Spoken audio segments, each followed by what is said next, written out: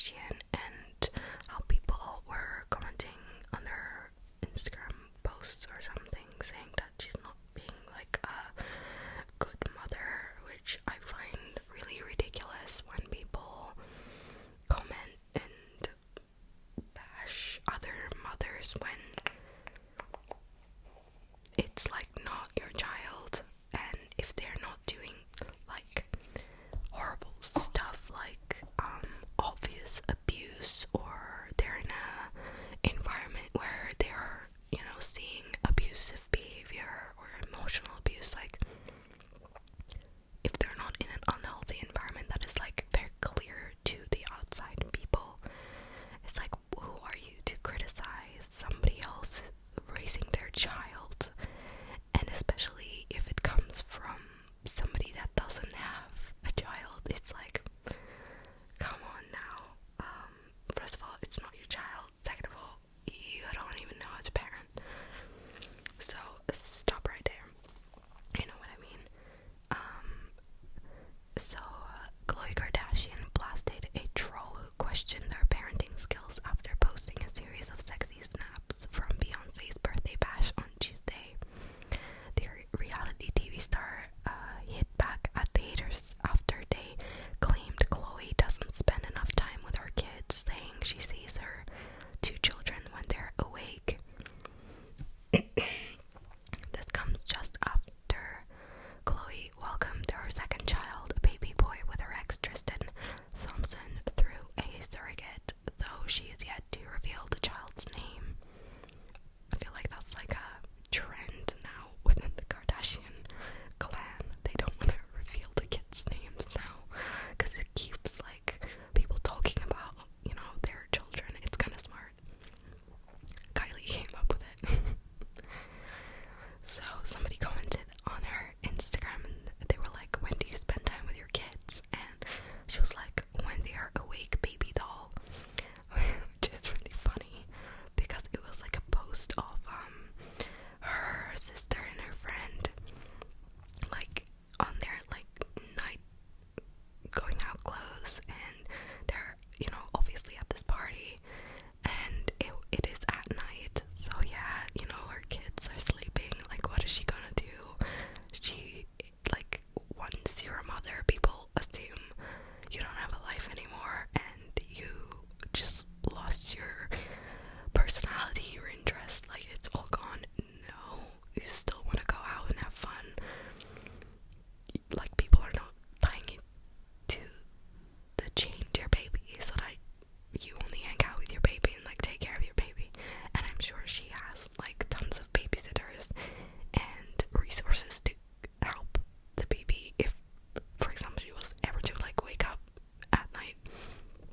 I'm sure she thought of that. But I feel like she's like really cute, and even before she had, you know, kids, she was hanging out with like North, who is Kim's daughter, and her relationship like on camera seemed, you know, with children, really nice, and she's like seems really caring. And I just feel like it's a bit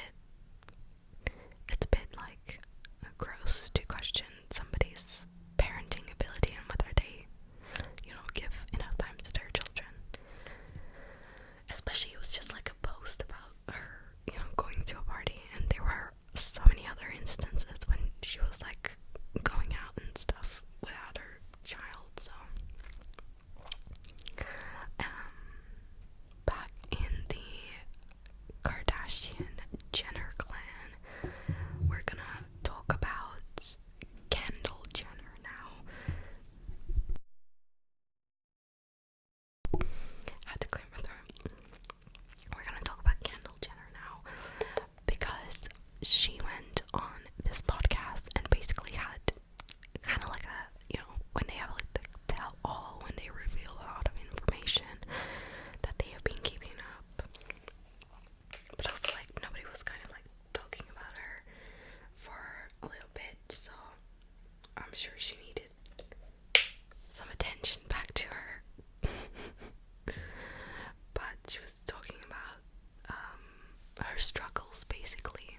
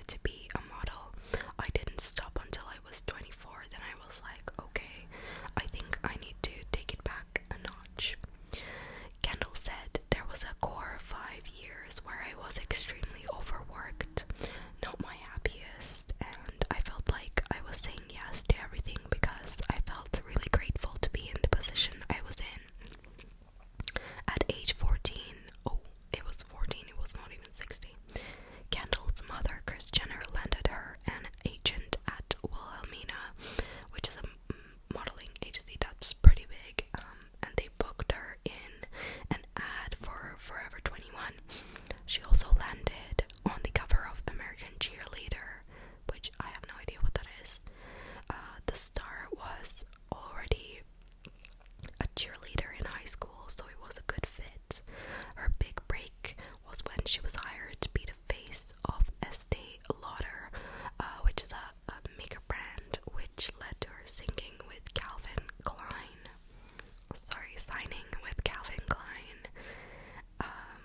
From there, she worked for Versace, Fendi, and Chanel.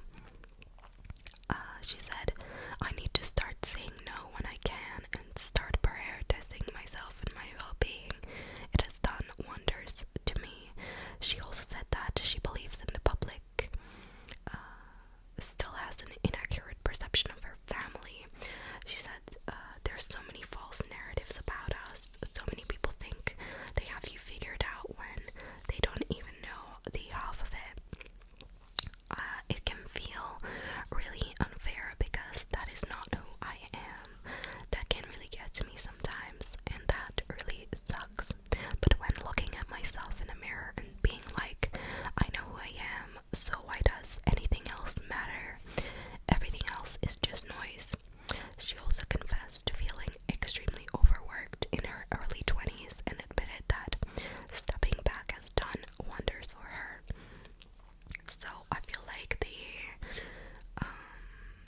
when she was saying that that is not who I am, a lot of people picture her as the mean Kardashian. Like, she has a lot of moments in Keeping Up where she comes off as a little bit mean and kind of privileged. But also she has a lot of funny moments where she doesn't even know how to cut a cucumber, which she's holding the cucumber with the opposite hand, not her dominant hand, and trying to cut it.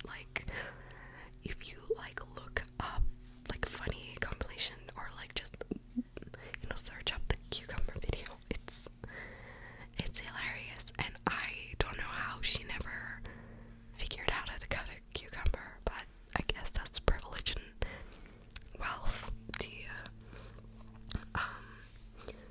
But I guess if you're reading negative stuff about you 24/7, then of course it's going to get to you, and I bet she's in therapy and stuff.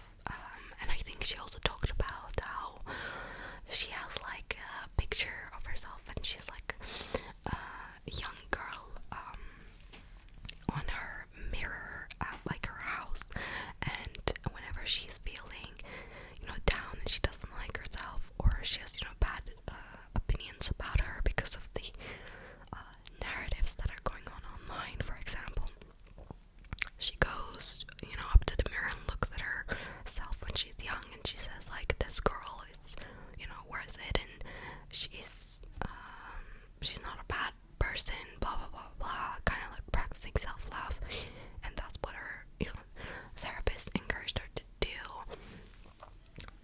So that's I guess a good thing that literally anybody could do. Would you say mean things to your younger self if you looked at his face? How you criticize yourself all the time, being oh my god, I look this way, I look that way, I wish I looked this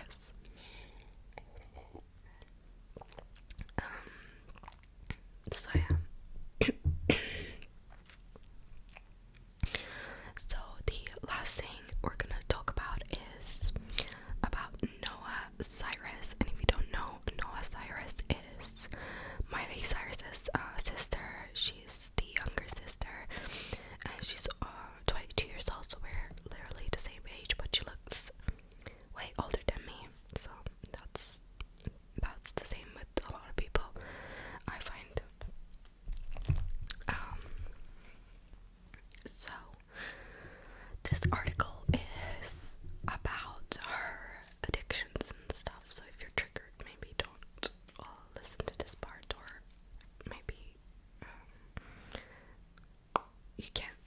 you don't hear me anymore because you're asleep or something, but we're gonna talk about that.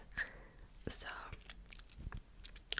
do you remember when Noah Cyrus was like dating this like rapper guy? Oh my gosh, that was like gross. Anyway, so Noah Cyrus relives depths of her drug addictions before dramatic breakdown sparked recovery is the title. Noah Cyrus admits that she lost all hope of a recovery while trapped in the grips of an addiction to, she says, downers, prescription pills, painkillers, and Xanax. Wow. But I guess it's not, it's so sad because, you read things like this and it's just like, how can somebody do that to themselves? But it is sad that some people feel that way and some things happen in their life, or even like a doctor prescribing you pain medication that is like really strong could even result in an addiction, which is really scary.